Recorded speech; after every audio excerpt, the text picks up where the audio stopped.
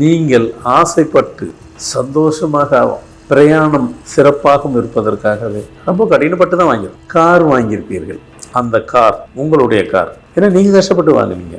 மாதம் மாதம் அதுக்கு இஎம்ஐ நீங்கள் தான் கட்டுறீங்க. அந்த கார் உங்களுடைய பிறந்த தேதிக்கு அந்த காரினுடைய பெயர், பிராண்டு அண்டு கம்பெனி நேம், நான் பேரெல்லாம் சொல்ல விரும்பலை, நீங்களே போய் உங்களுக்கு தான் எல்லாம் தெரியுது. சொல்கிறேன், இவ்வளோ விஷயத்த சொல்கிறேன், எனக்கு கேட்டு நீங்களும் நிறைய நாலேஜ் வளர்த்துட்டீங்களே, அதெல்லாம் போடுவீங்க. உங்கள் டேட்டுக்கு அது கனெக்ட் ஆகணும். அந்த கார், நீங்கள் வச்சுருக்கிற கார், அந்த பிராண்டு நேம், அந்த கம்பெனி நேம் உங்கள் பிறந்த தேதிக்கு அது கனெக்ட் ஆகிடுச்சின்னா அந்த காரு உங்களோட பயணிக்கும். அந்த கார் மூலயமாக நீங்கள் அடுத்த உச்சத்துக்கு போயிடுவீங்க, தொழில் ரீதியாகவும் சரி, வாழ்க்கையின் வளர்ச்சி மூலயமாக. அது உங்கள் டேட் ஆஃப் பர்த்துக்கு கனெக்ட் ஆகாத பட்சத்தில் அந்த கார் உங்களிடம் தங்காது. உங்களை விட்டு நான் விலைக்கு போகிறேன், என்னை விடுங்கன்னு சொல்லிவிட்டு அந்த கார் உங்களுக்கு எவ்வளோ விலகிறதுக்கு என்னென்ன வழி இருக்கோ அவ்வளோ செய்யும், நீங்களே இப்போ அனுப்பிச்சி விட்ருவீங்க, அது போயிடும்.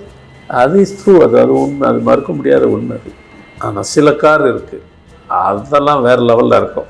அது காரணம் உங்கள் டேட்டுக்கு ஆப்டாக இருக்குது, பொருந்திருச்சு, பொருத்தமாக இருக்குது.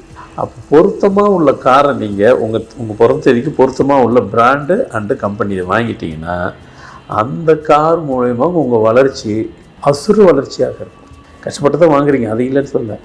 உங்கள் வாழ்க்கை வளர்ச்சி அந்த கார் ஒரு காரு 4 கார் ஆகிக்கிறோம்.